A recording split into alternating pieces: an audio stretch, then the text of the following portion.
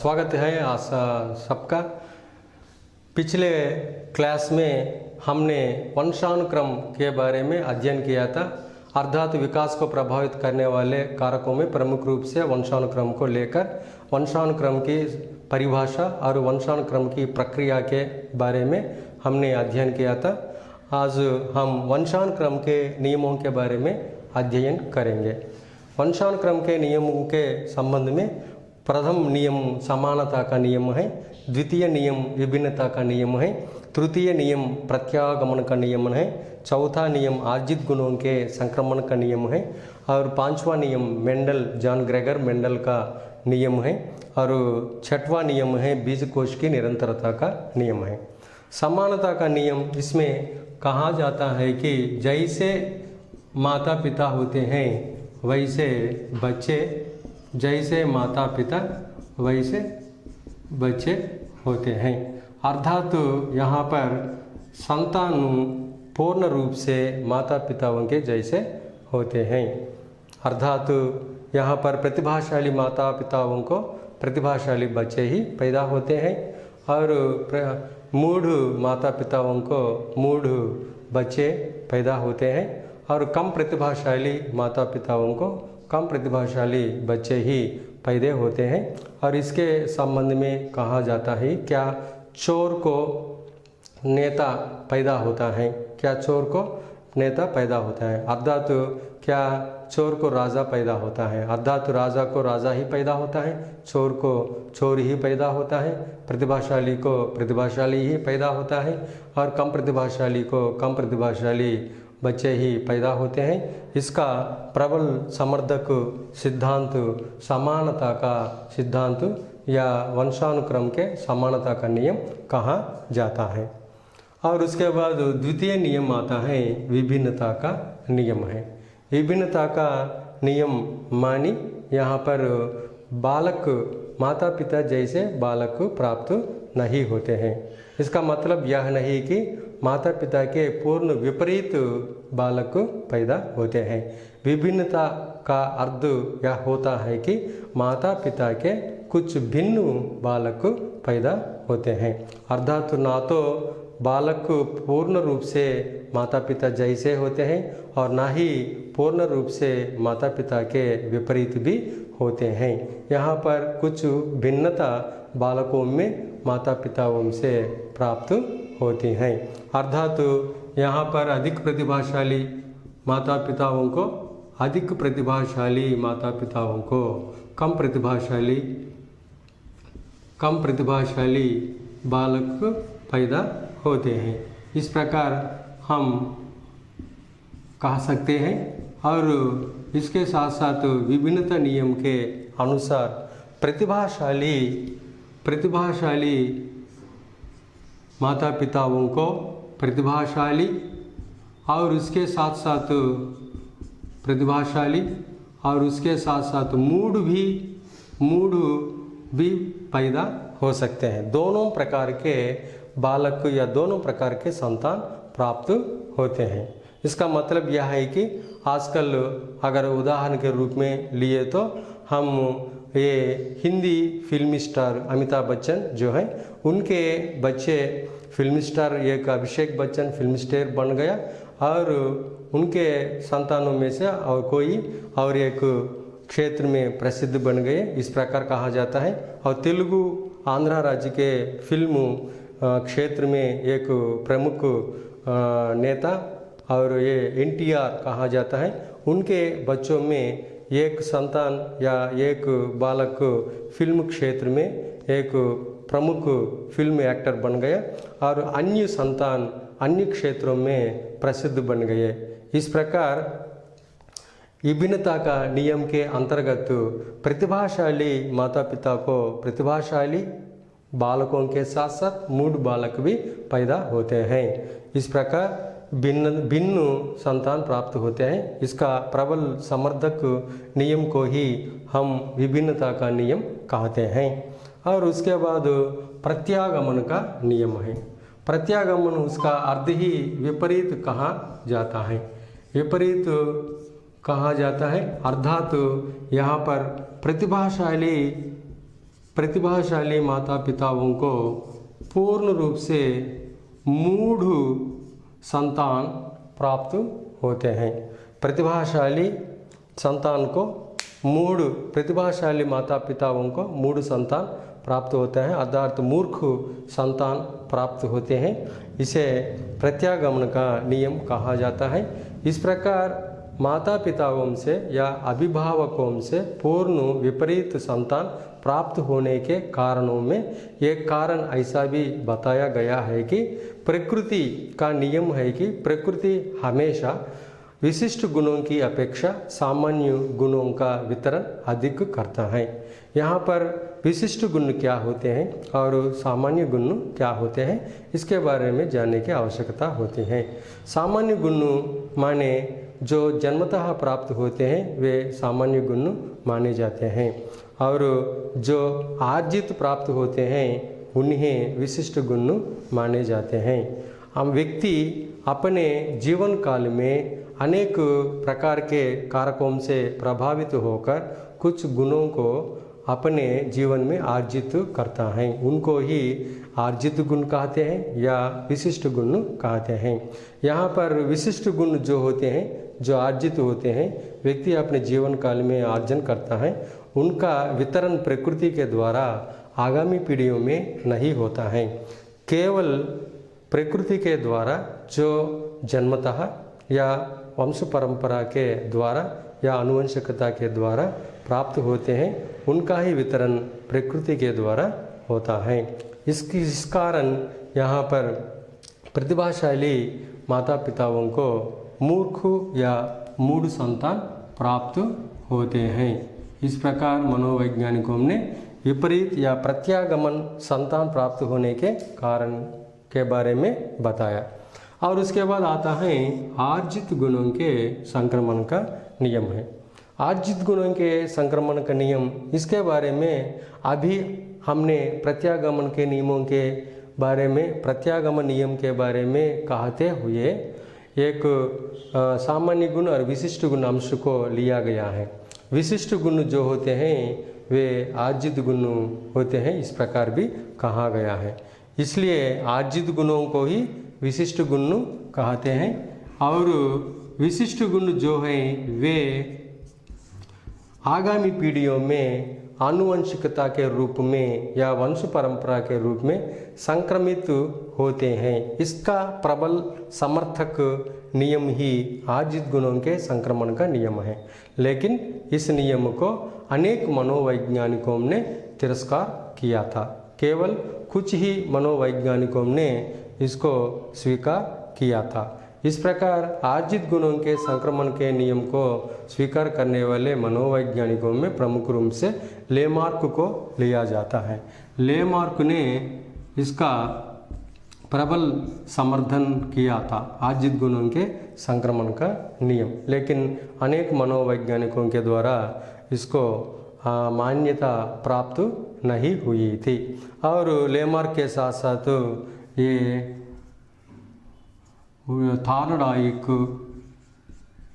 Thorndike Pavlov प्रमुख मनोवैज्ञानिक माने जाते हैं। उन्होंने भी इस आर्जित गुणों के संक्रमण के नियम का समर्थन करते हुए उदाहरण भी दिए थे। ये आर्जित गुणों के संक्रमण का नियम, इसके द्वारा प्रतिभाशाली बालकों, इसके द्वारा अर्जित गुण जो होते हैं वे ही अन्यों या आगामी पीढ़ियों में संक्रमित होते हैं। और उसके बाद आता है मेंडल नियम है। जॉन ग्रेगर मेंडल है, उनका पूरा नाम है John Gregor Mendel. John Gregor Mendel ये बर्न नामक नगरवासी माने जाते हैं। जॉन ग्रेगर मेंडल, इन्होंने ये वंश परंपरा के संबंध में अनेक प्रकार के शोध भी किए थे और अपने शोधों के विवरण को उन्होंने national history society of burn नामक पुस्तक में संकलित किया था। ये पादरी थे, गिरजाघर के पादरी थे। इन्होंने ये वंश परंपरा के संबंध में एक शोध भी किया था। अपने गिरजाघर में उन्होंने मटरों को लिया था। उन मटरों में बड़े मटर और छोटे मटर, उनको अलग अलग रूप से उन्होंने अपने गिरजाघर के बाग में उन्होंने पनपा और उनसे प्राप्त होने वाले मटरों को उन्होंने शोध किया था। यहाँ पर उन्होंने अपने शोध के आधार पर एक सिद्धांत को प्रतिपादित किया है कि ये वर्णशंकर प्राणी, वर्णशंकर मानी हाइब्रिड कहा जाता है। वर्णशंकर प्राणी हमेशा मौलिकता की ओर अग्रसर होती हैं। मौलिकता मानी जो मातृ रूप है, जो मौलिक रूप है, जो प्रारंभिक रूप है, जो नींव का रूप है, उसे मौलिकता कहा जाता है। वर्णशंकर प्राणी मानी हाइब्रिड है। यहाँ पर जॉन ग्रेगर मेंडल ने ये छोटे मटर और बड़े मटर दोनों को अपने गिरजाघर के बाग में पनपा और उनसे प्राप्त होने वाले मटरों को उन्होंने अध्ययन किया था और क्रमानुसार उन्होंने उन मटरों को देखने पर वहाँ पर प्रारंभ में उन्हें 90% वर्णशंकर प्राणी, 10% मौलिक मटर प्राप्त हुए और दूसरे बार प्रयोग करने पर उन्हें 80% वर्णशंकर और 20% ये मौलिक मटर प्राप्त हुए थे। और तीसरी बार उन्होंने मटरों को वर्णशंकर मटरों को बोया। तीसरी बार उन्हें 70% और 30% और उसके बाद 60% और 40% मौलिक प्राणी प्राप्त हुए और उसके बाद 50% वर्णशंकर और मौलिक प्राणी प्राप्त हुए और उसके बाद ये 40% और 60% के ये मटर प्राप्त हुए थे और 30, 70, 20, 80% और 10 और 90% और अंत में 100% मौलिक मटर प्राप्त हुए थे। इस प्रकार जॉन ग्रेगर मेंडल ने उन्होंने ये अपने प्रयोग को मटरों पर किया था और चूहों पर भी उन्होंने किया था। उन्होंने काले और सफ़ेद चूहों को लिया और उनके संपर्क से प्राप्त होने वाले चूहों को उन्होंने शोध किया था। वहाँ पर जैसे कि मटरों के प्रयोग में प्राप्त हुए, वैसे ही चूहों के संपर्क के द्वारा प्राप्त हुए वर्णशंकर चूहे और मौलिक चूहों का उन्होंने शोध किया था। इस प्रयोग में भी उन्होंने ये 10% और 90% वर्णशंकर चूहे प्राप्त हुए और 10% मौलिक चूहे प्राप्त हुए और इस प्रकार 80, 20, 70, 30, 60, 40 इस प्रकार मौलिक चूहे एकदम 100% प्राप्त हुए। इसके आधार पर उन्होंने इस सिद्धांत का प्रतिपादन किया। वर्णशंकर प्राणी हमेशा मौलिकता की ओर अग्रसर होती हैं। हाइब्रिड चीज़ें जो हैं, हाइब्रिड पौधे जो हैं, हाइब्रिड प्राणी जो हैं, वे हमेशा अपनी मौलिकता की अर्थात अपने मौलिक स्वरूप की ओर अग्रसर होते रहते हैं। यही जॉन ग्रेगर मेंडल के नियम का सारांश है। और उसके बाद आता है बीज कोश की निरंतरता का नियम है। इसका प्रतिपादक वीजमैन कहा जाता है। वीजमैन कहा जाता है बीज कोश की निरंतरता नियम के प्रतिपादक। इन्होंने केवल ये वंश परंपरा की जो प्रक्रिया है उसको अधिक महत्व दिया है। पहले ही हमने अध्ययन किया था पिछले अध्याय में वंश परंपरा की प्रक्रिया के अंतर्गत जीव वैज्ञानिकों की दृष्टि से देखने पर ये वंश परंपरा ये संयुक्त बीज कोश होता है। संयुक्त बीज कोश एक कण के रूप में होता है। उसके अंतर्गत गोलाकार में केंद्र में फिर अनेक गुणसूत्रों के ऊपर ये जीन्स अर्थात पितरेक होते हैं। इस प्रकार ये बीज कोश जो होते हैं, ये बीज कोश जो होते हैं उनका नष्ट नहीं होता है। बीज कोश में जो गुणसूत्र होते हैं उनका कभी भी नष्ट नहीं होता है, उनका कभी भी नाश नहीं होता है। ये गुणसूत्र जो हैं, गुणसूत्र एक पीढ़ी से दूसरी पीढ़ी को वे पहुंचाए जाते रहते हैं, एक से दूसरी पीढ़ी, first generation to second generation, second generation to third generation, third generation to fourth generation. इस प्रकार एक पीढ़ी से दूसरी पीढ़ी, दूसरी पीढ़ी से तीसरी पीढ़ी, तीसरी पीढ़ी से चौथी पीढ़ी को ये गुणसूत्र पहुंचाए जाते रहते हैं। ये सुरक्षित रहते हैं। इनके कारण ही वंशानुक्रम के अनेक प्रकार के गुण आगामी पीढ़ियों में प्राप्त होते हैं। इसका प्रबल समर्थक सिद्धांत बीजकोश की निरंतरता का नियम कहा जाता है। लेकिन कई मनोवैज्ञानिकों ने इस नियम का भी उन्होंने इनकार किया था, क्योंकि इस नियम के अनुसार केवल वंश परंपरा की प्रक्रिया को अधिक महत्व दिया गया, लेकिन पितृकोश और मातृकोश जो संपर्क के समय अभिभावकों के जो विचार होते हैं और वहाँ का वातावरण जो होता है और उनके मनोभाव जो होते हैं और उनकी मानसिक स्थितियाँ, मानसिक विचार जो होते हैं और मस्तिष्क संबंधी विचार जो होते हैं, मस्तिष्क का महत्व जो होता है, उसको उन सभी को कोई महत्व नहीं दिया गया इस नियम के अंतर्गत। केवल इसमें वैज्ञानिक प्रक्रिया अर्थात जीव वैज्ञानिकों की दृष्टि से वंश परंपरा की प्रक्रिया को ही अधिक महत्व दिया गया। इसका समर्थक मनोवैज्ञानिक वीजमैन माना जाता है। हाँ, ये वंशानुक्रम के नियम हैं और इनका एक बार पुनरावृत्ति करेंगे हम। समानता का नियम, जैसे माता पिता होते हैं वैसे बच्चे पैदा होते हैं। प्रतिभाशाली माता पिताओं को प्रतिभाशाली बालक पैदा होते हैं। और इसके संबंध में कहा जाता है कि क्या चोर को राजा पैदा होता है, अर्थात चोर को चोर ही पैदा होता है, राजा पैदा नहीं होता है। और दूसरे शब्दों में ऐसा भी कहा जाता है क्या राजा को चोर पैदा होता है, अर्थात राजा को राजा ही पैदा होता है और चीता को चीता ही पैदा होता है, शेर को शेर ही पैदा होता है। इस प्रकार कहा जाता है समानता नियम के अंतर्गत। और उसके बाद विभिन्नता का नियम, विभिन्नता के नियम में बालक को माता पिताओं से कुछ भिन्न होते हैं, अर्थात राजा को इस उदाहरण की दृष्टि से देखने पर राजा और चोर दोनों पैदा होते हैं, या चोर को राजा और चोर दोनों पैदा होते हैं, प्रतिभाशाली को प्रतिभाशाली और मूर्ख दोनों पैदा होते हैं। इसके उदाहरण के रूप में भी कहा गया, इसको विभिन्नता का नियम कहते हैं। और इस नियम के प्रबल समर्थक के रूप में हम डार्विन को लेते हैं। डार्विन और लेमार्क को, इन दोनों को यहाँ पर प्रमुख रूप से लेते हैं, डार्विन तथा लेमार्क।